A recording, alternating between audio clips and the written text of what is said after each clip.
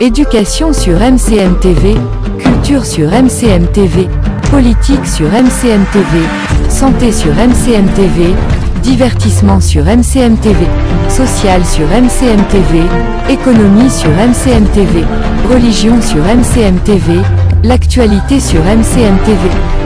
MCM TV, votre chaîne l'actualité en temps réel. mbokk yi asalaamaaleykum wa rahmatullah wa barakatuhu yéen a ngi déglu rajo Sine FM 94.8 seetaan seen télévision MCM TV ñu dikkat seen émission doomu Sine di émission politique boo xam ne day dalal ñi nga xam ne ñoo bàyyeeko Sine nekk ci Sénégal wala diaspora bi di yëngu ci li nga xam ne moo dem ci wàllu politique ak li nga xam ne moo dem ci wàllu développement.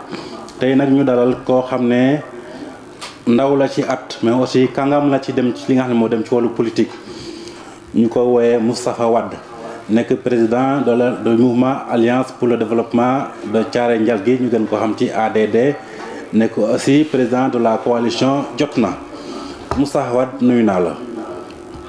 maa ngi lay fay bu baax a baax Matar di nuyu suñu mbokku auditeurs yi ak suñu mbokku téléspectateurs yi. di la jaajëfal bu baax a baax di wane ne à chaque fois c'est une fierté pour moi may jàkkaarloo ak yow parce que maak yow ñoo jàngandoo tu es un ami tu es un frère tu es un camarade de classe tu es un tout quoi. merci bien di nuyu waa Sine yëpp bàyyiwuma kenn góor ak jigéen mag ak ndaw di leen ñaanal jàmm. kon mbokk yi ni nga ko xamee c'est une émission spéciale parce que ni mu ko waxee maak moom ñoo bokkoon cycle primaire ñoo bokkoon CM2 ci école Marout ñu profité di nuyu au passage suñu directeur suñu maître monsieur Diène Ndiaye ñu ngi lay nuyu baax a baax def nga ci ñun loo xam ne vraiment am na solo kon Moustapha Wade ñi nga xam ne minuñ la comme man buñ doon boo leen bëggoon wax kan moom Moustapha Wade mooy kan est-ce que mën nga jaar ci ñëw tuuti ci li nga xam ne mooy sa parcours année scolaire. bon defe naa sama parcours année scolaire yow yaa gën a placé pour nga mën koo wax parce que maak yow ñoo doon bokk table banc. tungu na ci teew nañu nataal ñoo doon bokk table banc. bon je ne suis pas très fort pour wax ci sama bopp. waaw. mais je sais que. mais il faudra essayer. waaw xanaa njàng mi moom def nañ ci liñ ci waroon def. ñu bañ a bàkku itam bàyyi lépp ci loxo yàlla. école primaire ak collège ak ba université ak lycée Coumba Ndoffène Diouf. on a toujours été parmi les meilleurs ça moom mën nañ koo wax. dañ kenn du ko contester.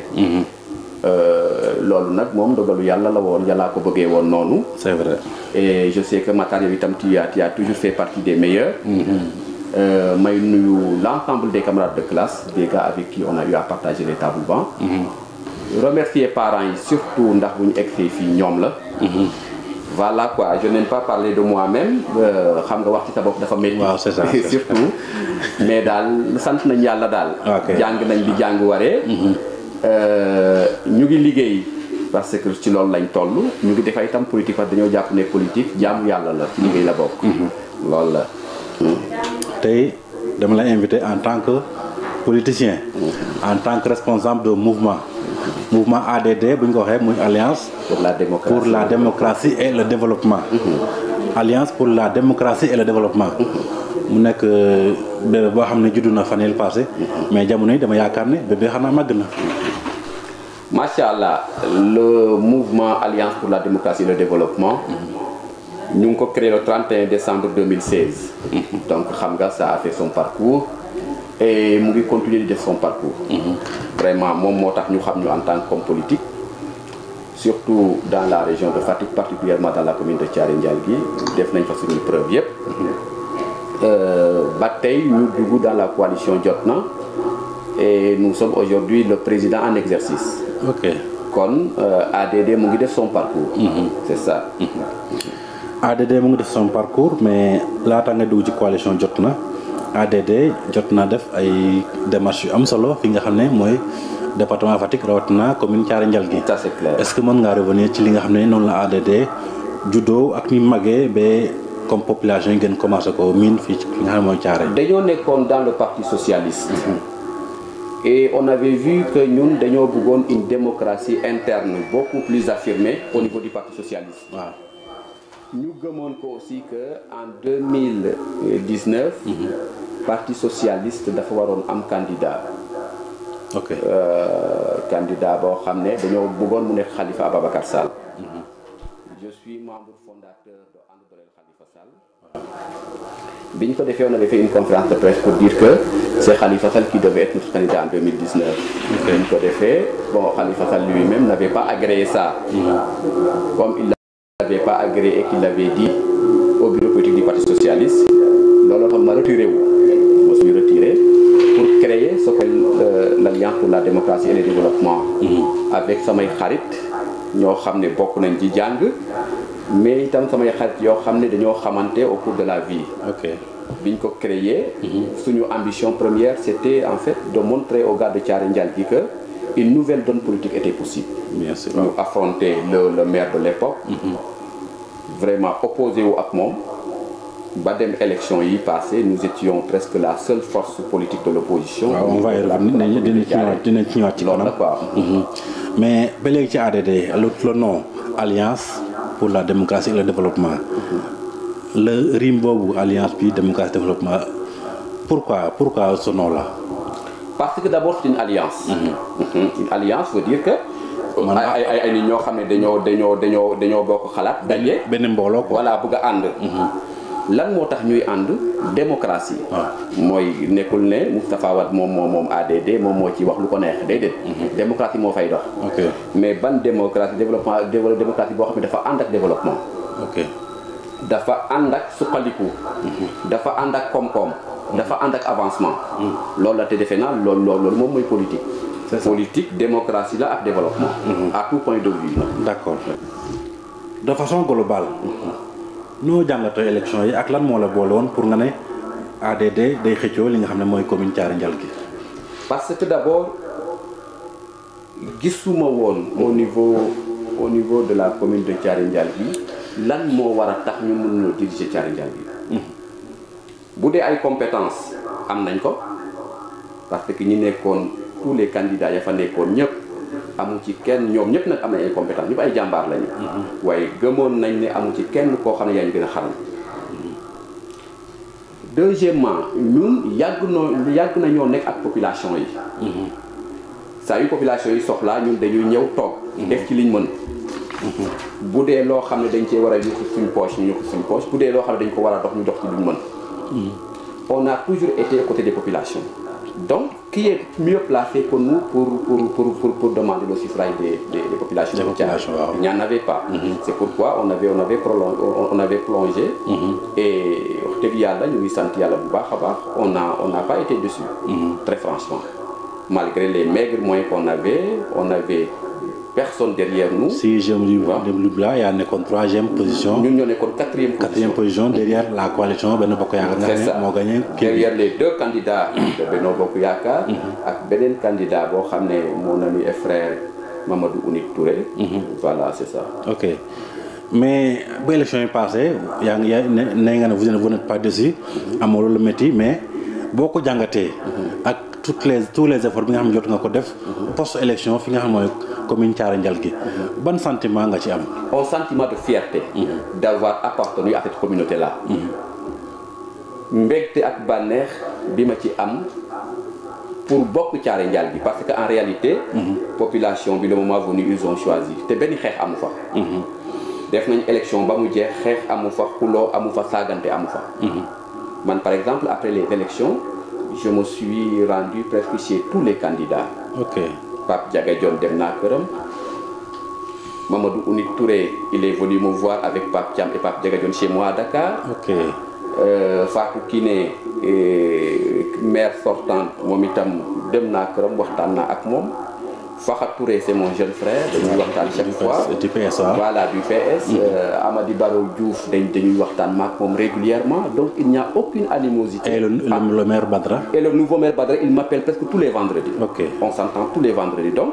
je n'ai aucune animosité avec tous les adversaires de naguère. Ils sont tous mes amis. ok may fàttali ne ñoo ngi déglu seen émission Doomu Sine fii ci MCM TV mais aussi en direct sur la rajo Sine FM 94.8. tey ñu dalal ki nga xam ne mooy Moustapha Wade mu nekk président alliance pour la démocratie et le développement de Thiaré Ndialgui nekk aussi président de la coalition Jotna mais Moustapha Wade élection yi dañu gis nga demoon ak waa PDS dans une coalition qu'on appelle Wallu. D'abord, pourquoi le choix du PDS, le Parti démocrate sénégalais? Le PDS, c'est une force politique incontournable au Sénégal. Kon nekk ak PDS loolu moom lu war la woon. mais j'étais pas avec le PDS, j'étais dans la coalition Wallu. nga xam ne PDS te la nekkoon coalition jot na nekk ca yeneen coalition nekk ca. mais quand on dit Wallu on pense automatiquement au PDS. Oui, on pense automatiquement au PDS. Voilà. Mais vous savez que PDS nekku fa woon. Donc moi j'étais membre du comité national de pilotage. Ok. nga xam ne moom moo nekkoon l'instance dirigeante de la coalition. loolu la j'étais le président de la commission stratégie et programme. kon xam nga yaa doon bopp bi quoi. voilà c'est ça ñun ñoo doon xalaat. ñoo doon kii parce que en réalité. au niveau de la coalition jot na. il n'y a que des têtes bien faites. pour dire vrai. loolu tax à chaque fois coalition bu ñu bokk ñun ñooy gérer tout ce qui est stratégie et tout ce qui est programme. c'est ça. mais bi ñu ko defee itam vraiment réccu wuñ ko parce que xam nga chaque élection Matar expérience nga fay jëlee. toutes les élections sont en fait un creuset d'expérience boo xam ne da nga koy jàng boo gagné ak bu ñu la gagné. ok looloo tax ñun coalition yi ñu bokk yépp nous avons une richesse d'expérience extraordinaire yoo xam ne on l'a accumulé au fil des années. ok loolu la vraiment. gis nañ ne instant bi élection yi pare nañ. ñu ngi jëm jëlee élection mais ba léegi dañuy des ci élection municipales yi. élection municipales yi jàll nañ mais ba léegi ADD est-ce que mu ngi continuer nekk dans sa dynamique d'agrandissement ou bien ban état la toll instant bi. ADD chaque jour. nous sommes dans une dynamique d'agrandissement parce que yow yaa ngi wax léegi ne alliance pour la démocratie et le développement de Thiaré Ndialgui non. c'est Alliance pour la démocratie et le développement tout court, pas de Thiaré Ndialgui. Ok. ADD a des ambitions nationales. Nous n'avons pas une ambition locale. Ok. Et nous n'avons pas aussi d'ambition électoraliste. Nous, chaque jour que je fais, pour élection passée, nous sommes dans le développement. Nous, élection, c'est-à-dire qu'au-delà des élections, nous œuvrons pour le développement. Chaque jour, nous avons des représentants à Kidira, nous avons des représentants dans la Casamance naturelle, nous avons des représentants dans le Fouta. Okay. Et à Dakar, chaque jour, on s'agrandit. Parce que la coalition dans laquelle nous sommes, ça nous permet à chaque fois d'avoir de nouveaux militants qui viennent vers nous. Okay. C'est une chance pour ADD, très franchement. Donc, ce mouvement de développement national, ça c'est clair. On peut imaginer que dans l'avenir, peut-être mon en donne partie. C'est ça. Voilà. Ci élection municipale yi nga bokkoon ak li nga xam ne ñoo waa PDS coalition Wallu. coalition boobu aussi gis nañ ne malgré ni nga ko waxee les maigres moyens. def na ay résultats yu am solo. bi nga xam ne mooy Thiaré Ndialgui. buñ dee lay recul tey seen participation boobu ana lan moo waral lan moo tax nga yaakaar lan mooy tax wala lan moo wonu ngeen bokk ci élection yi ba jël 3e 4e position derrière 2 candidats de la coalition Benno Bokk Yaakaar. C'est tout à fait simple. lan moo leen may loolu pour yow. li ñu may loolu mooy il y a une constance. man je suis toujours avec les populations. ku xewle ma dem. ku ma woo jot ma amul kenn koo xam ne mos na ma woo te jotuma. boo ma jotulee bu ma paree dama lay woowaat. loolu ñëpp xam nañ ko ci man. vous êtes accessible. je suis accessible à tout le monde. ñëpp xam nañ sama kër Dakar xam nañ sama kër Fatick xam nañ sama kër village. te ñëpp yor nañ sama numéro téléphone. c'est ça il n'y a pas. boo ko ci changé téléphone aussi. du ma benn numéro téléphone laa am boobu ba tey étayé dans les murs. waaw ñëpp gis nañ ko ñëpp xam nañ ko ku ma woo jot ma. boo ma jotulee bu ma paree dina la woowaat. ok c'est tout simplement ça. amuñu beneen secret. suñu secret yëpp mooy ñun. boobu mënaguñu dara nit ñi ñooy doon dimbali. am na lu ñu mën tey il faut ñu dimbali nit ñi. vous savez que Matar politique dafa metti. waaw. ADD a dépensé des dizaines de millions. pendant les élections locales de 2022. waaw. alors que kenn amul kenn koo xamante ne dañu ñaar dërëm amul. suñu xaalisu bopp la. ñun ñoo ko liggéeyal suñu bopp. et on est parti conquérir le suffrage des Thiaroye avec cet argent là. bi mu paree itam amuñu benn regret amul kenn koo xam ne mën ngaa toog ne Moustapha Wade yoreel na ma ñaar dërëm amul. wala waa alliance pour la démocratie et le développement yoreel nañ ma ñaar fukki dërëm amul. Nous travaillons toujours avec nos propres moyens. Et c'est ça ñun dañoo jàpp ne loolu moo war a nekk le nouveau profil du nouveau type politique sénégalais. Vous êtes politicien, mais dans la gestion ou bien dans le fonctionnement da ngeen di impliquer les militants. Ça c'est clair. Okay. Les militants cotisent régulièrement. Ok. Ba pare nous ne sommes pas des politiciens de métier Matar. ñun dañoo am suñu métier. Ok. dañuy liggéey. Waaw. Et on est bien rémunéré à travers ça ci la ñuy def suñuy liggéeyu politique ni mu waree. week-end kese itam lañ koy def. Les jours ouvrables nous sommes tous au travail. maanaam votre politique c'est le week-end. C'est ça. Les jours ouvrables. Nous allons travailler parce que Sénégal liggéey moo koy doxal du politique. loolu lañ gëm. loolu am solo loolu aussi nekk message boo xam ne ñëpp ci yëngu ci wàllu politique war nañ ko jàpp xam ne politique moom y a un temps pour faire la politique y a aussi un temps pour le travail. C'est ça. loolu lu am solo la. ñu gis ne ci élection yi après élection municipale yi Sénégal dafa dem ci élection législative. ñu gisoon ne le mouvement ADD Alliance pour la démocratie et le développement non seulement de Thiaroye Ndialgui mais du Sénégal dafa absenté woon ci li nga xam ne mooy élection législative yi. Ok. lu waral loolu Moustapha. D'abord on avait créé une coalition avec Boubacar Camara qu'on avait appelé Tabax Jotna. Wow. C'était la coalition Jotna et Boubacar Tabax. Camara de Fatick. Waaw, qui devaient aller ensemble aux élections mais qui législatives. milite à Grand Yoff je pense. Qui milite, oui, je crois, qui milite à Grand Yoff. ok. Léegi bi ñu demee coalition bi am problème. Après on a reversé, on a négocié avec la coalition Wallu. ñu dem ca et on avait investi suñu gars yi sur cette liste là. Entre-temps heureusement parce que pas malheureusement je devais partir à la Mecque ma waroon dem Makka. waaw.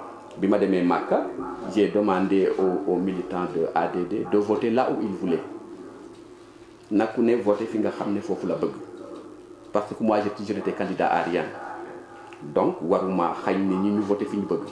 C'est pourquoi les candidats étaient libres de voter là. D'où le nom démocratie dans ADD. D'où le nom démocratie dans ADD. Ok. C'est ça.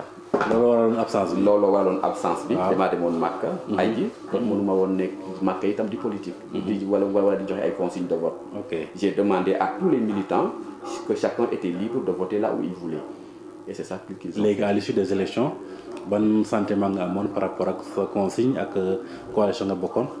Vraiment il y a am na ay coalitions yoo xam ne mosu ñoo am dara suñu dëkk. presque ñoom ñoo fa gagné parce que les gars ont voté là où ils voulaient. ok. Par exemple, dans mon propre bureau de vote, vraiment, il y a des percées extraordinaires, par exemple, de Yewwi Askan Wi et de Wallu. Donc, mën nañu jàppale si boo nekkoon da nga joxoon consigne. donc mën naa changer. Consigne bu ma joxee woon kooku mën na doon gagné. ok ça c'est clair dans mon fief. d'accord mais léegi seen émission doomu Sine fii ci MCM TV ak Sine FM 94.8 tey ñuy dalal ki nga xam ne mooy Moustapha Wade.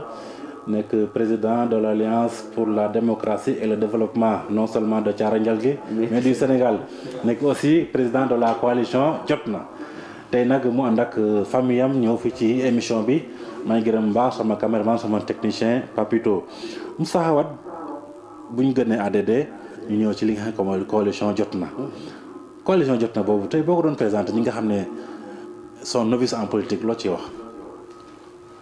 Bon. Est-ce qu'il y a des novices en politique au Sénégal? Ah, on imagine. Bon, on imagine. Ouais. Le Sénégal est fortement politisé. Bon, coalition Jotna. Mooy coalition bi nga xam ne moom moo yóbbuwoon Ousmane Sonko en 2019 aux élections présidentielles. ok. bi ñu jógee 2019 mu am éclatement Ousmane Sonko génn ñun ñu des fa. C'est ça la coalition Jotna. ok. Vraiment c'est bon ba tey ñu ngi abattre un travail extraordinaire dans l'arène politique sénégalaise. ñu ngi participer à tout ce qui se fait pour le développement. Et pour les libertés publiques. Les libertés individuelles ñu ngi def lépp loo xam ne mën naa approfondir la démocratie sénégalaise. ñoo ngi ci. yéen coalition Jotna yóbbu woon ki nga xam ne mooy Ousmane Sonko nekk opposant yéen tey dafa mel ni coalition boobu d'après les dernières informations dafa mel ni dafa commencé jege pouvoir bi. wala dafa dem ci pouvoir bi. Il faut. Ah, vous êtes allé au pouvoir. Oui, c'est moi-même qui ai présidé la conférence de presse. Pour dem jàppale ji Macky Sall. Le président Macky Sall. Pourquoi ce choix-là? loo gis lu bees loo xam ne moo tax nga ne il faut ma jàppale li nga xam ne mooy président Macky Sall le président de tous les Sénégalais. Voilà, d'abord qu'il soit le président de tous les Sénégalais. Donc tout Sénégalais mën naa am droit dem jàppale ko. waaw te il est arrivé un moment où il faut faire un choix. Et nous avons choisi. Moi, il y a deux camps présentement. Le camp de ceux qui incarnent le pouvoir et le camp de l'opposition. Opposants ñun la plupart d'entre eux ñun incarné nañ leen fréquenté nañ leen liggéey nañ ak ñoom xam nañ leen. ñoom ñoo njëkk a bàyyi coalition jot na bëggoon mu tas. les opposants. Ça c'est clair. Ousmane Sonko par exemple et son équipe.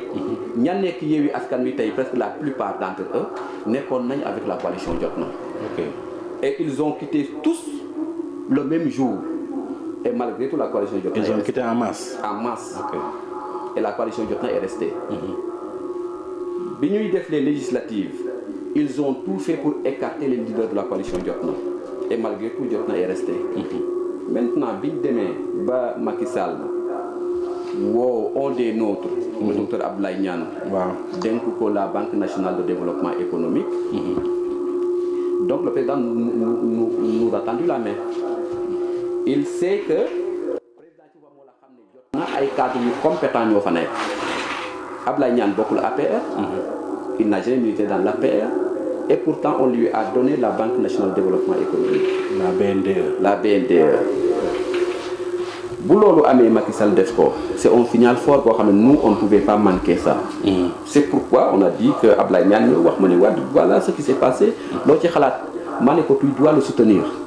Non seulement tu dois le soutenir mais tu dois le soutenir sans aucune condition. ñun itam nous allons le soutenir sans aucune condition. Et biñ ko commencé ba tey il est en train de nous écouter religieusement parce que xam nañ ne nous ne sommes pas des tonneaux vides. Nous sommes des cadres de l'administration d'abord. Yoo xam ne nous avons fait notre parcours à l'école primaire, au collège, au lycée, à l'université et même dans les grandes écoles de formation. Nous n'avons rien à envier à personne en matière de compétences. ok Ça c'est clair. Looloo tax ñun nous avons choisi le discours des opposants. C'est quoi? C'est du gatsa gatsa. C'est en fait un mortel combat. Nous n'allons pas entrer dans ça. Et il faut choisir. C'est pourquoi nous avons choisi. Vous pensez que l'opposition n'a pas de plan Il n'y a pas de plan, n'a pas de programme. Leur seul plan ou leur seul programme, ils l'ont déjà dit. C'est gatsa gatsa, c'est un mortel combat. Maintenant nous, la formation que nous avons reçue ak yar bi ñu am ci suñu kër sax avant même ñuy jot ay formation ak yooyu permettre ñuy bokk ci loolu dafa ñaaw yenn wax yi kilifa di ko wax yow Matar yow xalaatoo sa àddina nekk dans un but naan gatsa gatsa tu ne le feras jamais. Je comprends même pas ce que voilà tu ne comprends même pas ce que cela signifie. Ouais, mais c'est de l'insulte de la pure espèce. Mais est-ce que nekkul action réaction est-ce que nekkul dara moo ko waral gatsa gatsa wala le discours violent bi nga xam ne les gens ñu ngi koy penser. Il y a toujours quelque chose pour produire des effets. Mais yow bu fekkee ne yow tu as été bien formé en politique, tu as un programme, tu as tout jarul gatsa gatsa, les Sénégalais vont toujours choisir. Les Sénégalais ont toujours choisi quand le moment est venu de choisir. Kon jarul saaga jarul mortel combat jarul dara. Si vraiment on est fier de son programme comme ça se dit. Il faut le montrer aux Sénégalais ba pare xaar élection ñëw. Donc aujourd'hui la coalition Jotna est favorable à une candidature du président Macky Sall. Non du tout. La coalition Jotna n'a jamais parlé de candidature de Macky Sall. Non, c'est une question. Vous êtes favorable si nous ne pouvons pas être favorables à une candidature qui n'est pas déclarée. Mais s'il est déclaré. S'il est déclaré, je vais vous inviter à une conférence de presse que je vais faire et je vais me prononcer là-dessus. Ok. Donc votre soutien là, c'est un soutien conditionnel d'abord. Nous soutenons Macky Sall dans ses actions de développement pour le Sénégal. Ok. Yow ñu ñëwaat ci wolof bi parce que ñu ngi dugg ci tubaab bi. Xam nga ay séeréer lañ suñu wolof daal. Moo tax des fois tubaab moo ñu yóbbaale. Non mënu cee ñaan. Depuis la nomination du docteur Abdoulaye Niane. yow lañ def président Jotna.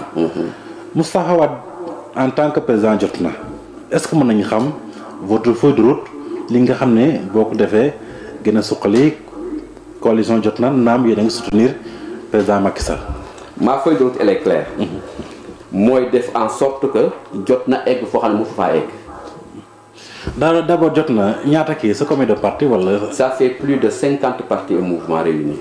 ok donc ça c'est un public hein. Ah ouais. mbooloo la de. Ah oui. Nous avons des maires, des présidents de conseils départementaux, des conseils municipaux, des conseils départementaux partout au Sénégal. Et tout ce bon monde-là est favorable maintenant au président Macky Sall. Non, c'est pas possible. Il y a des gars, nous avons connu des départs. Ok. Il faut le noter. Ok. Mais nous avons connu plus d'arrivées que de départs. D'accord. Oui. Il y a quand même des jeunes qui m'ont dit que non, Moustapha, il y a waxoñu woon loolu. dañ ñoo waxoon ne yow tu es un opposant yow yaa ñu jàngal loolu. kon mënoo jékki-jékki ne yow da ngay ñëw ànd ak Macky Sall. Ils l'ont dit, je leur ai dit que vous avez parfaitement raison. Depuis lors ils ont quitté.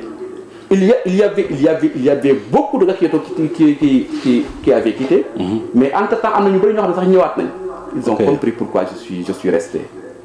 D'abord peut-être à tête reposée. Ou après un petit recul. Ils ont compris. rendu compte que je suis dans ma logique mooy. Je n'ai jamais été avec Ousmane Sonko. képp koo xam ne yaa ngi may déglu partout au Sénégal wax naa ne man je ne serai jamais avec Ousmane Sonko. En politique tant que non attendez, la phrase n'est pas terminée. Tant que muy mëne la politique ni mu koy mënee nii. Ok. C'est-à-dire que tant que sa ligne politique c'est celle-là qui se dessine et qui a abouti à tout ça du ma ànd ak moom parce que man damaa bëgg képp ku may àndal nga may déglu. Ok. te damaa bëgg boo may déglu ngay jëfe li may wax. C'est ça. Ok. Sur la feuille de route yaa ngi doon naan pour faire de la coalition Jotna l'une des plus grandes coalitions au Sénégal. D'abord est-ce que yan stratégie ngay teg en tant que stratège comme yaa ne kon stratégie xam wàllu. yan stratégie ngay teg pour mën a atteindre sa objectif boobu ci Jotna. D'abord c'est simple mooy fexe ba. qu'il y ait le maximum de démocratie dans Jotna. Qu'on implique la jeunesse de plus en plus. Voilà.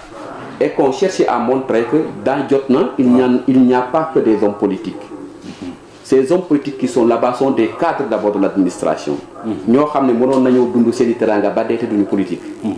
Mais nous faisons de la politique parce que nous sommes redevables des Sénégalais. loolu la. Et le message là est en train de bien se passer. Chaque jour presque mu am ñoo xam ne ils viennent adhérer à la coalition Jotna. Parce que xam nga pourquoi gars yi di ñëw ci coalition Jotna. Revenons d'abord dans le profil des uns et des autres. Prenons par exemple le docteur Abdoulaye Niane mi nga xam ne moom la Macky Sall nommé. Actuellement directeur général. Il est de Touba. Il est de Touba. La ville c'est noir. Tu as vu. C'est un inspecteur des impôts, un docteur en droit boo xam ne moo jékki-jékki de son propre chef mu démissionné aux impôts. Ok. xam ne xam-xamam mën na koo dundal. Il ouvre son cabinet d'expertise employé fa combien de Sénégalais? Plus de 30 Sénégalais rien que dans son cabinet. Ak d'autres entreprises yoo xam ne il y a des Sénégalais qui travaillent là-bas. Ok. Tu as vu, il a préféré être professeur d'université à Bambey que de rester fiscaliste tout simplement. Voilà. Ce sont ces types de Sénégalais-là dont on a besoin. Des gars yoo xam ne ils ne sont pas des parasites. Ils savent se servir de leur connaissance ak seen xam-xam pour développer Sénégal. te loolu la Macky Sall gis ci moom loolu la président Macky Sall gis ci moom looloo tax mu dénk ko cette auguste banque là. du li nga ne coalition Jotna ay kàngam ñoo ci nekk. Ça c'est clair. ay borom xam-xam ñoo fa nekk. Moustapha Wade coalition Jotna ne ngeen vous soutenez le président Macky Sall sans condition. Actuellement nous sommes à presque 11 mois des élections présidentielles. Mais on a vu que actuellement le climat politique au Sénégal doy na waar. loolu en tant que politicien mais aussi en tant que citoyen ban njàngat nga ci am ci nga xam ne fa la situation sur le Sénégal tollu instant bi ci dem na ba on disait que le Sénégal est un creuset de démocratie en Afrique mais dafa mel ni gars yi ñu ngi commencé bëgg a ree de. non gars yi reetaanuñu Sénégal au contraire. On est fiers du Sénégal te loolu dafa confirmer que le Sénégal est un véritable pays de démocratie. Parce qu'on permet à tout le monde de s'exprimer. Les gars ont marché. Manifesté nañ wax nañ lépp lu ñu bëgg gàtt sa mortel combat nangam ak nangam te on les a encadrés. Kon voilà une véritable vitrine de la démocratie.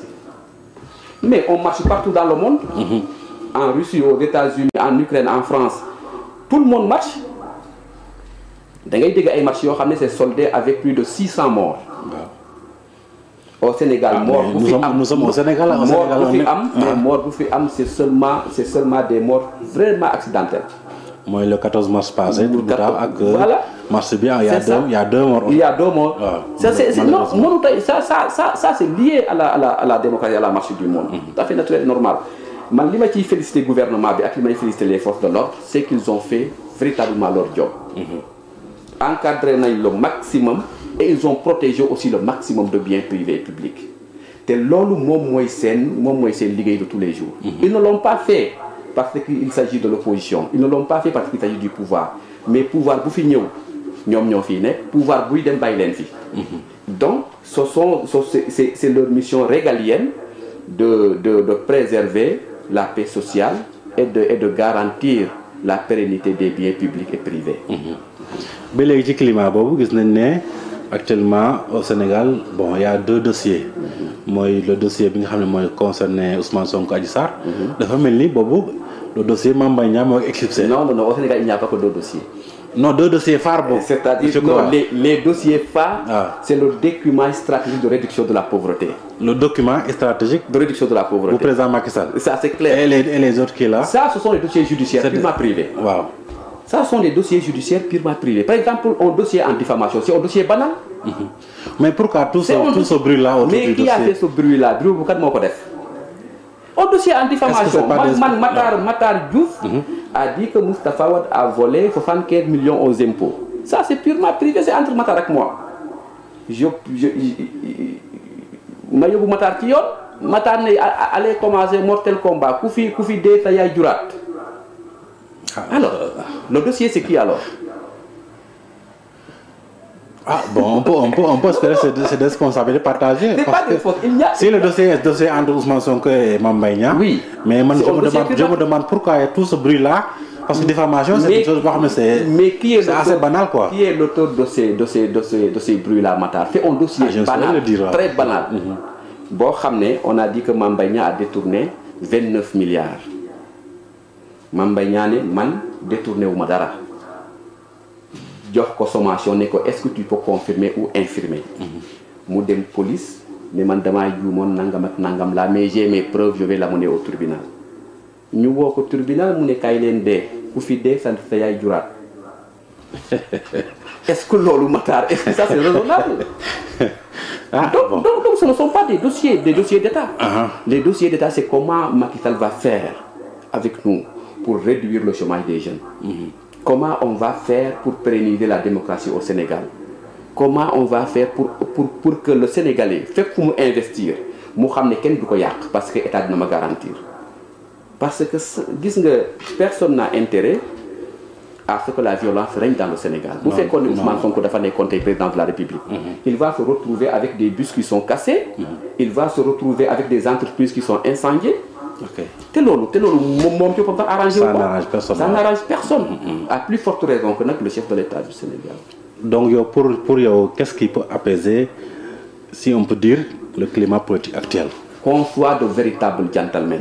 Un homme politique, c'est un gentleman. Si on gagne, on gagné comme man ni ma def. Nga wu baña wu ben problème ci ki nga xamné mom moy sa vainqueur. Nga féliciter ko mu nek sa xarit ngeen waxtaan chaque jour ngeen xal yeneen élection. Bu fekkee il y a un dossier judiciaire que tout le monde se comporte comme un justiciable et qu'on ait confiance aux autorités judiciaires de ce pays-là. Loolu la parce que man bu ma nekkee fii di saaga magistrat yi di leen xas bu ma nekkee président ñoom ñu may installé kon bu fekkee ne man gëmuma leen bu ñu waree installé dama leen war a wax ne man gëmuma leen doo leen ma installé je vais produire de nouveaux magistrats ce jour-là fan laa koy jëlee. Une question. Voilà, est-ce que ñun dañoo jàng loo xam ne magistrat yi jànguñu ko. Une question waaw. Ba pare ñun ñoo bokk ndey ak baay ñun ñëpp nous venons tous des mêmes familles. kon ce problème là nga xam ne dangaa bëgg a jàpp Sénégalais yi yëpp def leen ay sàcc def leen ay comploteurs def leen ñoo xam ne tekkiwuñu dara ça ne peut pas prospérer loolu la te ñun xamante nañ ñun ñëpp. nous avons fait les mêmes écoles Matar. waaw du dëgg mag yow ñoo bokkoon classe. bien sûr bu ma toogee fii dinaan man maître bi mosuma doo. yow tu vas rire sous cap. bien sûr voilà ce problème. la coalition Jotna soutient les actions du président Macky Sall. Ça c'est clair. En parlant de son excellence le président Macky Sall, nous pensons au bilan. Je ne dirais pas au niveau national, mais ici au Sine, comme nous sommes dans une émission Doomu Sine, yow en tant que leader politique noo gisee li nga xam ne mooy président Macky Sall fi nga xam ne mooy Sine. Bon mu ngi def. mais pour man nag doyul. franchement bëggoon naa mu gën a def dans le Sine. mu yokk ñeex daal. waaw xaw ma day yokk ñeex xaw ma day yokk cere mais daal na gën a def. très sincèrement et nous avons bon espoir que il va le faire. N'empêche, il y a des projets il y a des projets qui sont visibles à Fatick. Oui, c'est clair. Il y a des projets quand même qui sont visibles. Mais xam nga Fatick a connu un retard extraordinaire. looloo tax ñun dañoo bëggoon vraiment qu'il y ait un plan spécial pour la région de Fatick. Ok. loolu moom de vive voix ñu ngi ko ñaan président de la République. Ça c'est clair. Le jour où on aura l'occasion de lui en parler, on va lui en parler de la manière la plus civilisée possible. Pour mu gën a. te loolu sax moom xam na ko parce que moom fii la juddoo fii la màggee fii la jàngee. xam na ko ça sera une fierté pour lui de le faire. looloo tax man xam naa ne du loo xam ne moom da koo fàtte wala da koo bëgg a def. mais xam naa ne il va le faire incha allah. parce que il sait il connaît les problèmes de Fatick. On espère qu'il va vous entendre parce que ni nga ko waxee n'empêche naam def na Fatick mais des na. il peut mieux faire waaw. il peut mieux faire loolu lañ koy noté. comme dirait un enseignant. Voilà, comme dirait un enseignant. Donc Moustapha Wade, presque nous sommes arrivés à la fin de l'émission. Mais avant de terminer rek bëggoon naa xam yow say relation ak les autorités politiques bu coalition Benno Bokk Yaakaar dans le département yan relation ngeen am ak quelles sont les perspectives dans l'avenir pour Moustapha Wade ADD ak coalition Jotna. De bonnes relations hein. Il n'y a pas de relation particulière quand même. maak ñoom amuñu benn relation particulière. Les autorités de Fatick sont dans la mouvance présidentielle. Moi, je suis dans la mouvance présidentielle. Quand même, je peux te dire que ils ne sont pas mes subordonnés. Moi également, je ne suis pas leur subordonné. Nous avons toujours fait la politique séparément. Et chacun peut faire sa politique sans l'autre. L'essentiel est que le Sine gagne. loolu la man li ma gën a doxal fi mu nekk nii mooy qu'on fasse comprendre au président de la République que au niveau du Sine def na lu bari loo xam ne dañ ko war a def.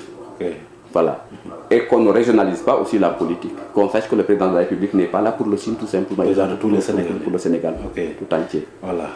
Moustapha, bon, c'est votre première à MCM.